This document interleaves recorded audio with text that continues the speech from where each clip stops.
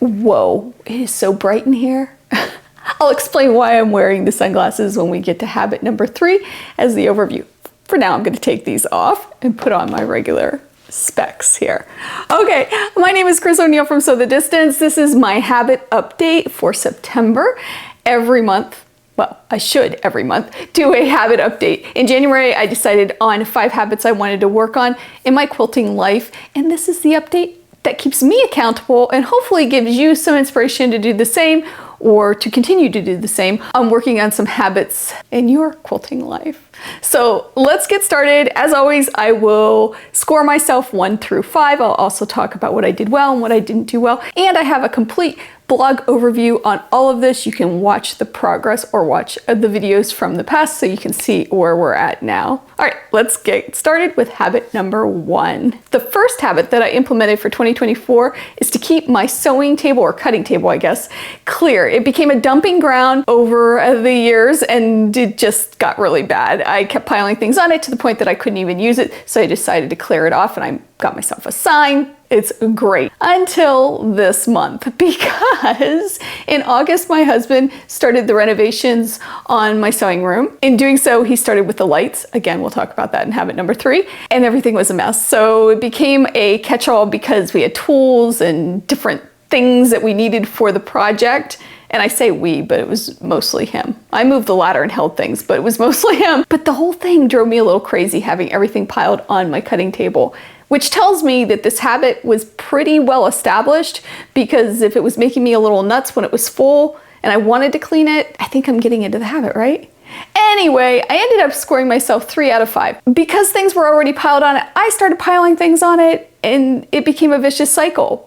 But I also think that it helped me realize how much I've enjoyed having it cleared and how much I really long for it to be cleared. So that's why I'm doing 3 out of 5 instead of lower. I think there is some growth there. Let's move on to habit number 2, which is finishing projects. And I'm giving myself a 5 out of 5 on this. I am trucking right along. I can't believe how well I'm getting things done that I needed to get done and completing the projects. For example, I made these reusable gift bags. These are laid flat right now.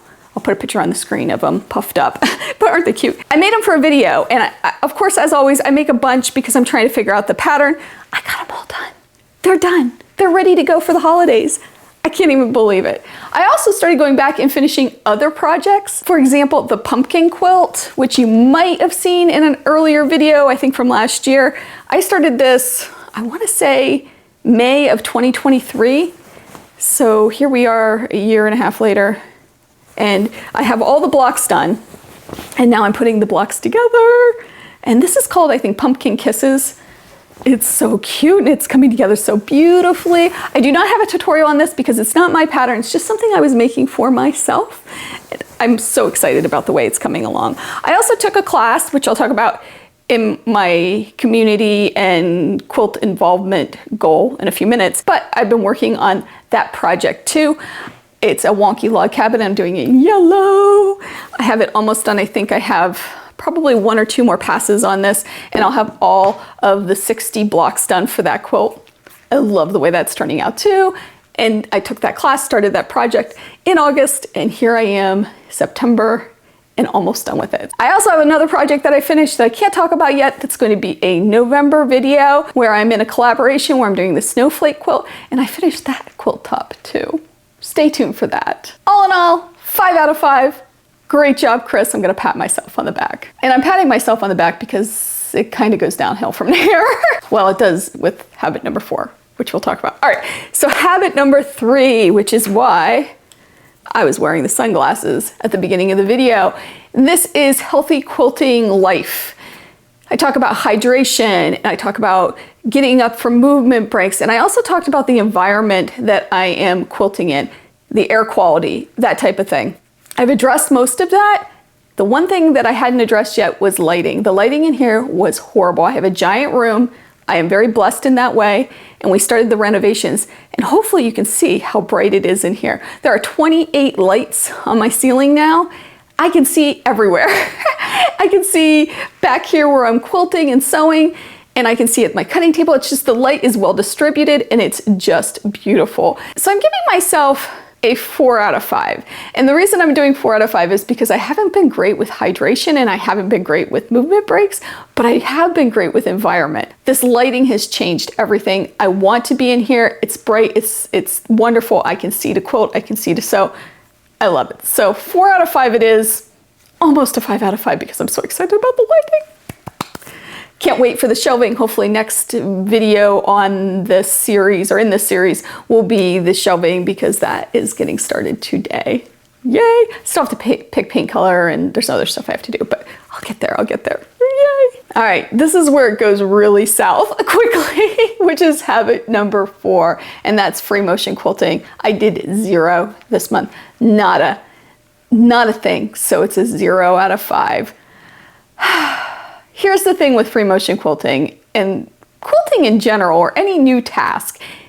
I was really pumped doing it a lot, practicing every day on top of it, and then I stopped. And now I'm in my own head. And I find I get like this with most projects that I am nervous about or uncomfortable or not really good at yet. And in all honesty, why would I be really good at it? I'm new at it.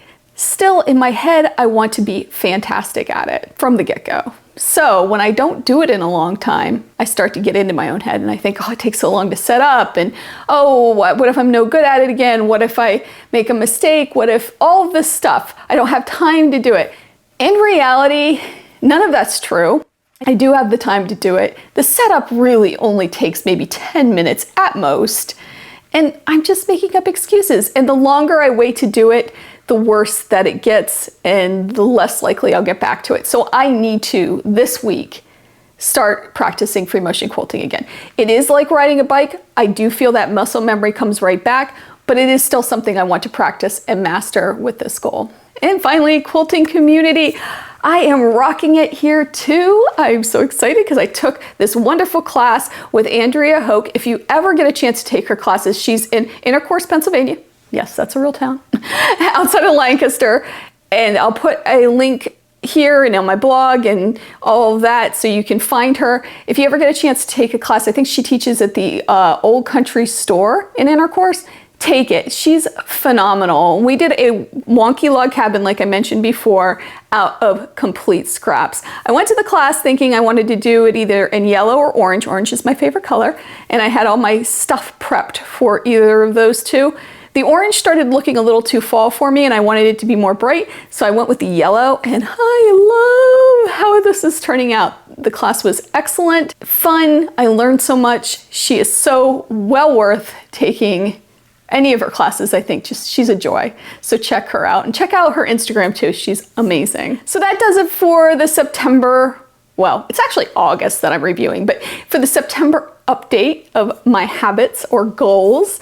I can't wait to see what October brings. This is my favorite time of year. I'm starting to really sew for the holidays and I love the crisp air. It's a wonderful time of year. So I hope you have some fun taking some time to sew, enjoying your space, working on your goals if you have them. And if you don't have any goals, it's not too late. You can still have goals. And I do have a PDF that you can download to help you with that and help you track those goals going forward. I'm also starting to think about my 2025 goals. What should I do? What are you gonna do? Are you starting to think like that too? As always, I hope you have a wonderful day. I hope you take some time to sew. I hope you take some time to enjoy your space and this wonderful weather, at least here in Pennsylvania. And I'll see you real soon. Bye.